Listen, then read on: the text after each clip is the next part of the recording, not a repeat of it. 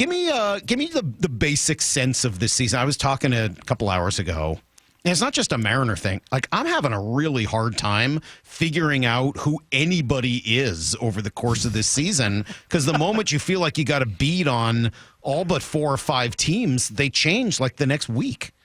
Yeah, it's been, first off, a really good year for baseball. And somebody asked me why that is, and I go, well, it's pretty easy. When the Yankees and the Mets and the Dodgers and the Cubs are all doing really good, that's a good sign for the sport. Throwing in a little Giants and Padres. Unfortunately, the Red Sox have not been amongst that mix. But, yeah, listen, I think first and foremost, we all know with the pitch clock how that's helped games. It's certainly become shorter, although I will quibble having taken my kids to Yankee Stadium and battling traffic. I don't like showing up, top 3, and also it's a 2.5-hour game. I like extra innings once in a while, right? Just please, for the prices I'm paying. But overall, Mike, I think what's happened is that the big market teams are really, really good, and that's been good for baseball. But to your point, who's the dominant team? The best team right now is the Detroit Tigers. I'm not saying they're a small market team. They've loved baseball in 125 years of Tigers baseball.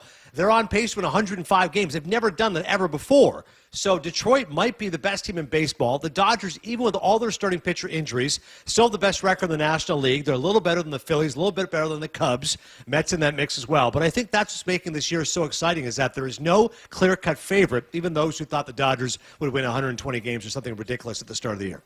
And through the national optics, who are our beloved Seattle Mariners? Well, it's a great question, Brock. For years, at least nationally at MLB Network, you'd look at the Mariners and go, oh, my God, they just had a little bit of offense, right? The pitching staff is so great. And that's why this start was so surprising and perhaps an aberration. I hope not. But the hitting was really carrying them. They go, oh, my God, Polanco's having this great year. What a star he's been. Arena's hitting home runs. Julio Rodriguez, and, of course, Cal Raleigh has not stopped being an MVP contender along with Aaron Judge. He's going to smash Salvi Perez's record for home runs by a catcher in a single season, which is 48. And Cal might challenge 60 home runs. I know we're a ways to get there, but it's been a remarkable first half. And as I tell people with Cal Raleigh, what I look at specifically is the batting average. And I know nobody cares about batting average, and nor do I. It's on-base percentage, it's OPS, it's slugging percentage. But I will point this out. Cal Raleigh, if you said to me at the start of the year, Brock, who is he? I go, he hits 220, 30 homers, and he's really good defensively. He's hitting 276. Like, if a guy who's hitting 276 then started hitting 336, you'd go, that's a demonstrable improvement. So to Cal Raleigh's credit, it's not just the home runs he's hitting more. He's hitting at a better clip, and he's striking out less and walking more, and he's still great defensively, etc. But here's what's the quandary about the Mariners, is that in the past, as I said, all pitch, no hit. So this year you go, well, Gilbert was out, Kirby was out. Wu was tremendous. So happy he made the All-Star team. The guys had a great year. What's so funny about the Seattle rotations, you say to yourself, well, who's the best guy? A couple of years ago, it was Castillo's the ace. Then last year, we always have Ryan Roland-Smith, by the way, coming to MLB Network, does a great job in Seattle Mariners games. He says to me, no, Gilbert's the best guy in the stack. I go, really? He goes, well, who do you like? I go, I love Kirby. He goes, why? I go, strikeout to walk ratio. That guy's awesome. I go, he just pours it in there. That's why I teach my Little League kids. Just throw strikes, buddy. I don't care what happens. If they hit it, they hit it. And then Kirby, of course, has been roughed up this year, hurt to start the year. Yesterday was unbelievable. He outpitches Paul Skeens. So, unfortunately, it's gone back to Brock, what we see in the past, which is now the Mariners can pitch. Do they have enough offense? They win 1-0 yesterday. Thankfully, Arena went deep. But, God, I wish they could go and get some bats, man. I look at this offense, and even with Julio Rodriguez being an all-star, even with Raleigh having a storybook season, Polanco, by the way, has gone from really starting out so strong to then slumping again. They don't have enough depth in their lineup. It feels like to me, and I hate to say it, I want to see Seattle make the World Series and win a World Series. It still feels like the Astros win that division. Here's the good news. There's only 6 teams above 500 in the American League. It's a bad league. Mariners will get that last wild card spot. Well, they're sure in it right now. And I want to come back to like 5 different things you just said, and we'll come back to the yeah. Unfortunately, Adnan doesn't have enough energy this morning. It's sad. Poor guy. Just it's hard for him to get up in the morning, and he doesn't. I felt a hard out coming. I go, I'm just going to go 5 minutes till they stop me. Dude, we got forever, man. We got all kinds of time with you. Let's start with Cal. Yeah. Are people, as you talk to so many people in and around the league and the folks at, a national organization like MLB Network, are people starting to understand just how good Cal is? Yeah, and I think it's the overall game, Mike. Because I said the home runs can play. And, of course, it's important. Trust me, that's eye-popping. The guy's got 33 home runs. If he hits 60 home runs by catcher, that's bananas. 35. But as Roland... 35. Yeah, 35, excuse 35. me. I showed him a couple. He hit 2 more just while you were talking. Don't worry about it. Exactly. But, it's not just the home runs. As I said, the average. Let's talk about the defense. So I said, look at pitch framing, which might be soon an extinct art. As you know, ABS is going to be coming at some point, automated balls and strikes. So who cares how well a guy can pitch frame? Well, for now, he's among the better pitch framers. He calls a great game. You can have a great staff like Seattle's had for years, but the catcher is an important part of that as well. He's got a good throwing arm. He blocks the ball well. So on all levels, he is a complete overall player. And Anthony Recker, who's a former catcher, made the point to me. He goes, I don't know how Raleigh's not the MVP. I said, what are you talking about? Aaron Judge has an OPS over 1,200. He's going to win his third MVP. He goes, but look at what Raleigh's doing on that team. Where's his support staff? And I said, well, it's not like Goldschmidt and Bellinger. Those guys are MVPs. They're former MVPs. They're not what they once were. He goes, I'm telling you, Cal Raleigh is more valuable to his team than Aaron Judge is to the New York Yankees. Raleigh should win MVP. Catcher, by the way, look at what a position that is, the toll that takes. Even if you're DHing here and there, he's primarily a catcher. He goes, if he can keep this up, if he hits 60 home runs, for God's sakes, as a catcher, and the Mariners can make the third wild card spot, he goes, that guy should be an MVP. And doing it not really in a Mickey Mouse ballpark like Yankee Stadium, where Judge gets to put the ball over a short porch. Cal has to do it in the worst hitting park in all of the league. Yeah, and you know how many total days off he's had this year? 2. I'm going to guess, I was supposed to say 5. 2. It's single digits for sure. That's 2 crazy. 2 days off as a primary catcher. It's unbelievable. I'm glad you mentioned the ballpark, Mike. I met Jerry DiPolo last year at the winter meetings, and I said to him, you know, it must be such a challenge for you to sign hitters. Like, Seattle's a gorgeous place to visit, and it's a great pitcher's park, but offense, he goes, well, I'll tell you this. He goes, in the summer, the ball does travel. And I go, come on. And he's like, no. He goes, listen, look at the numbers. He goes, April, May, no question about it. It's a challenge. But he goes, June, July, August, the ball travels well. So I am going to be looking at the numbers this year, Mike. Let's see how the Mariners' offense improves this summer. See if Jerry's onto something. What is the most common refrain from your peers? And not just your catcher peers at MLB Network, the guys that have all played the game, that have grinded. Is there a common refrain about Cal that you hear from so many of your different analysts? Well, I think there's one aspect to it, which is that he's endlessly charismatic, Brock. And, you know, it's funny. You say, well, why is that? And I go, well, first off, a nickname like Big Dumper certainly helps. And a bobblehead in which you're squatting is something no one's going to turn down.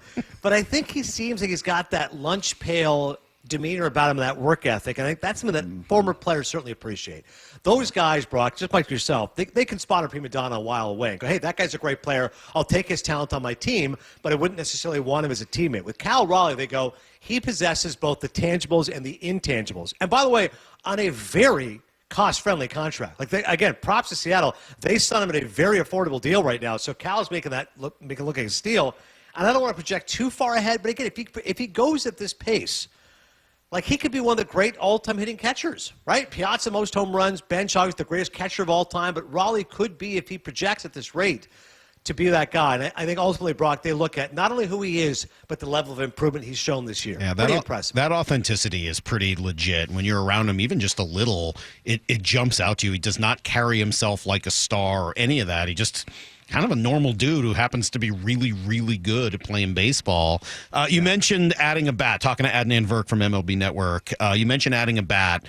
The challenge is, where do you find one, more because of how many sellers there will actually be. So let's play buyer seller. I got 4 teams on the bubble. Which of these teams do you think will sell? Arizona, Baltimore, Boston, Atlanta. You nailed it, Mike. I was about to say, the problem is nobody sells anymore, because the good news is the wild card, more teams are in it. The bad news is those teams you mentioned, one of them is going to be 6 games under 500, and it's going to be the Orioles. And they'll be like, well, only 5 games on that third wild card spot. And I go, dude, your team's not good. If you're not 500 by July 31st, sell, get some assets. But all these teams, they delude themselves into thinking, well, we're just one 7-game winning streak away from being that third wild card spot. And so all of them should sell, quite frankly. Baltimore should absolutely sell. I'll go with them first, because you're going to be last place in the AL East, and you're not turning things around anytime soon. You thought for years you'd be a dominant powerhouse after stinking up the joint, and guess what? You didn't focus on enough pitching.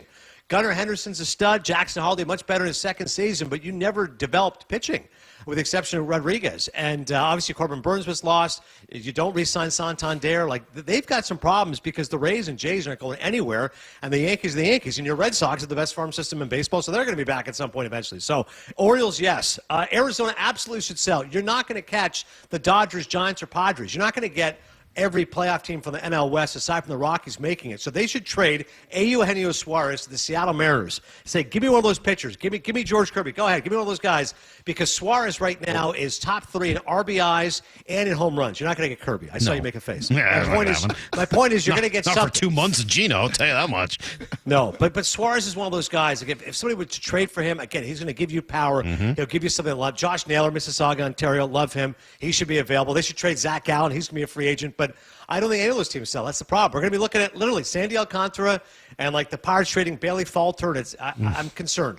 Any chance the Braves? We've been talking for whatever reason because Joel Sherman brought up the idea of the Braves trading Acuna, and I don't see any world in which that happens. But he put out the Braves should do an Acuna like a Soto style deal with the Mariners for half the Mariners. They have a lot of good prospects in this system, and try. I don't see that happening. But there's also Matt Olson there. I mean, there's a few guys in Atlanta. Any chance they break up that nucleus? No. I think Alex Anthopoulos has made it clear that he's not going to trade Chris Sale, first of all. But as far as those guys, I'm glad you bring it up, Mike, because it's definitely a topic worthy of conversation. Dan O'Dowd, former executive of the Rockies, was saying to me, at some point Atlanta has to say to themselves, they thought once Acuna and Strider came back, they'd be off and running. It has not happened. You're not going to catch the Phillies or the Mets.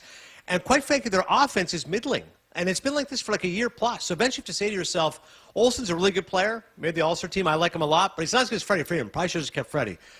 Austin Riley's an okay player. He's not great. Again, he's like a 102 OPS plus. He's all right, but I thought he would have been better. Murphy, a real disappointment. Ozzie Albies has like a 620 OPS. It's been terrible.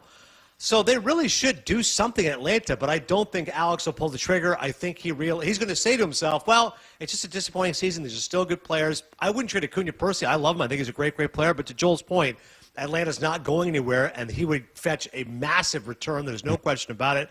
But no, I don't think Atlanta parts with some guys that they should. How's life?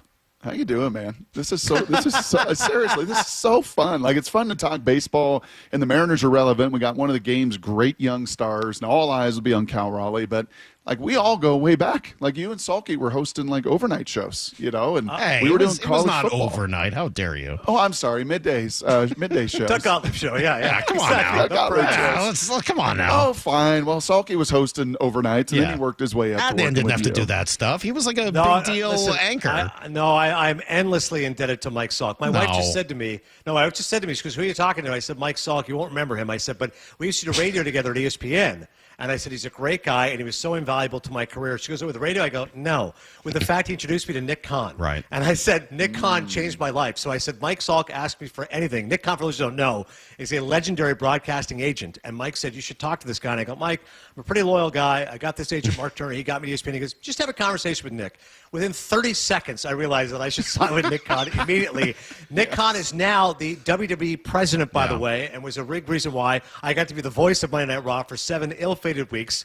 Not Nick's fault, my fault, but I'm always indebted to Mike that he introduced me to Nick. Why didn't that work? What happened there? I was so excited for you. You and I have had like those things where we've made mistakes. I went to Boston for a year, total disaster. Why? And a lot of it was my fault. Why did that not work? What happened? So it's interesting. By the way, I have a book coming out. It's called Cinephile. It's available August 26th. Nice. It features all my best interviews from my book. So Robert De Niro, Margot Robbie, Mahershala Ali, Barry Jenkins, Mark Wahlberg. Hold on. Wait, before you get to, we were having a debate today. We got to get you involved in this. Yeah. Better actor. This came up. Ben Affleck. Tom Cruise. I hope it's not Tom Cruise. Ben Affleck. Yeah, I like him. Or Samuel L. Jackson. Samuel L. Jackson. So the argument against that was Samuel L. Jackson's never really carried a good movie. Never really. He's not a lead actor. Right. Pulp Fiction is best performance, but everyone's great in it. It's not like he's carrying the movie. Right. Schultz is great. Uma Thurman's great. They're all really good. What movie is Jungle Fever, he's great. But you're right, it's not a lead role. It's a supporting role. He's not a lead actor. You might have to say it's Ben Affleck.